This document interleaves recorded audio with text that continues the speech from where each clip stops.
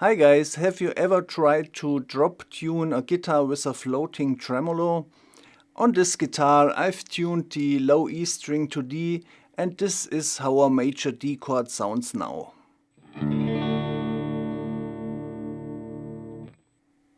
And this is how it should sound. Let me shortly explain what happens here. The guitar was perfectly set up and tuned in standard E tuning. On a guitar with a floating bridge, this means that the tension of the strings and the tension of the trem springs on the back of the guitar are in perfect balance. The trem can be used to pitch up or pitch down all strings. However, as soon as the tension of one string is released, the system goes completely out of balance.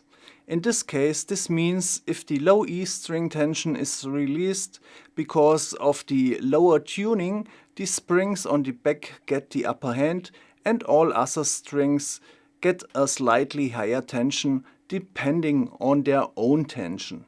And that's the biggest drawback of a floating tremolo. There are several ways to fix this, but all have one thing in common: the tremolo will be locked at least in one direction. So the problem solver I have here is called the Hardtailer. It's a small gadget out of metal which has to be installed into the trem cavity. This is how it looks. With this golden knob on the top, you can lock the tremolo by blocking the high pitch direction. So now it's blocked. So if activated, the trem is no longer floating and can be used for down pitching only. On the other hand, this allows us to drop tune the guitar without getting completely out of tune. Okay, so now let's check if we can get this thing installed. For this I have to remove the trem bar and put something underneath the guitar body, so the bridge is completely free and cannot be detuned by the weight of the body. To keep things simple, I will try to install it without changing the position of the springs. The reason is that if I do anything which affects the tension of the springs, the trem needs a new setup. So keep in mind, the guitar has to be in tune and the trem has to be set up correctly before installing the Hardtailer. First let's block the trem so I can remove one or two springs. For this I will use some picks and put them here in between. Of course you can also use some coins or other things that fit in there, but make sure it fits well without moving the trem block. The Hardtailer is in regular mode by default. For the installation we have to put it in lock mode by pulling the knob and pushing the slider forward until the knob snaps in. Now let's check if we can find the perfect position. For this, make sure that the springs do not touch the Hardtailer. Well, this looks good. There is pretty little space between the Hardtailer and the upper and lower springs. But this should work. In case the Hardtailer will touch any of your springs, you have to change the position of your springs and do a completely new setup before the installation. Now let's mark the position and pre-drill the screw holes with a 1.5 mm drill. For this I have to remove some springs. Okay, this should be fine, so let's reinstall the springs, remove my picks and do the final setup. Unfortunately, I made a big mistake. As soon as the Hardtailer is in non-locking mode, it turned out that the tail of the slider needs some additional space, because currently it touches the upper spring. So there are two ways to fix this. I could change the position of the springs and install the springs straight, or I leave the springs angled as they are and cut off the end of the slider. Since I don't want to readjust the complete trem, I will use the second option. As you can see, I cut off the end of the slider and rounded the top edge, so there should be now enough space in between. Let's reinstall and check.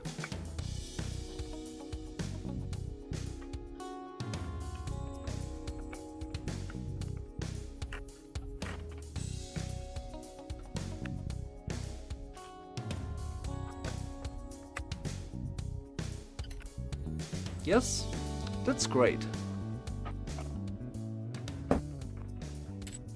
First, let's check if the guitar is still in tune.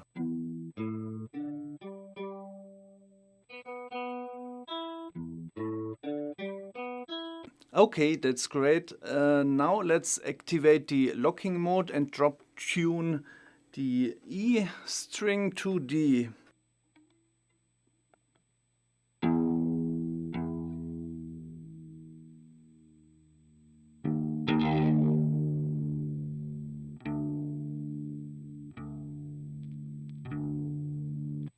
If we now check the tuning, it's not quite correct.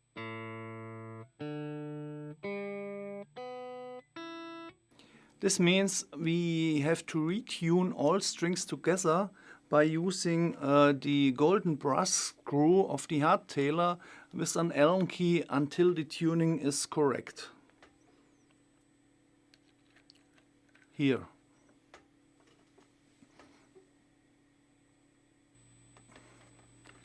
For this I am using the A string.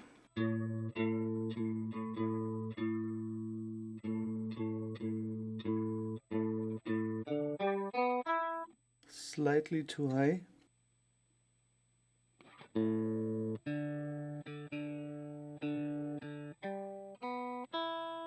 Next, let's check the tuning of the lowest string again and do a final correction.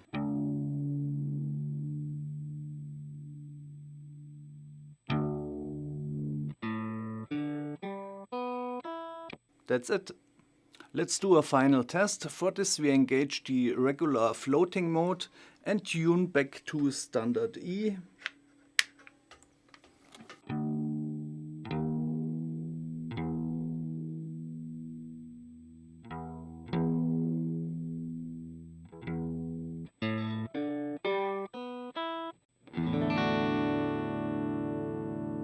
Okay, that's fine.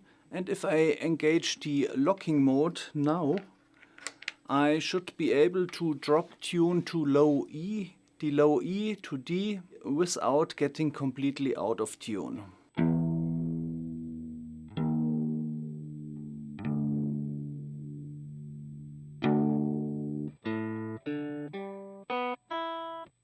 Yeah.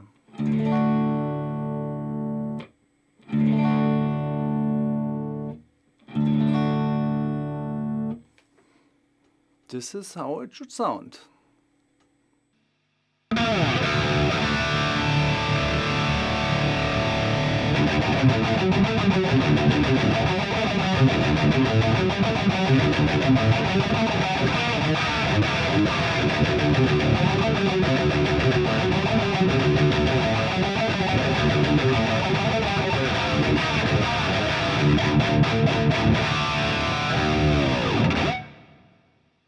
As you may know from my videos in the past, this is not a sponsored video. I'm not getting paid for the making and all gear has been purchased by myself. Once installed and set up, the Hardtailer allows me to lock the trem within a second. It works great and I like it a lot. If you want to use it with slanted springs, you will run into a problem. Since the slider is aluminium, it can be easily filed down to fix this. However, I would prefer the Hardtailer to be designed to work with slanted springs. As you've already seen, it's doable, so I hope they improve on that in a future version. The Hardtailer is currently $89 in Europe. I think it's a bit steep. The competing product, the Tremol-No, which is installed in my Charvel Guthrie Govan, costs just exactly the same and additionally allows me to completely lock the Trem. That means both directions, pitch up and pitch down. However, it's a bit fiddly with all these screws. Hope you can see this here. The Hardtailer has the advantage of locking the Trem almost instantly without turning any thumb screws. In my opinion, if they would support slanted springs at a price of around 50 bucks, it would be a blast. That's it for today. Thanks for watching and see you soon on this channel.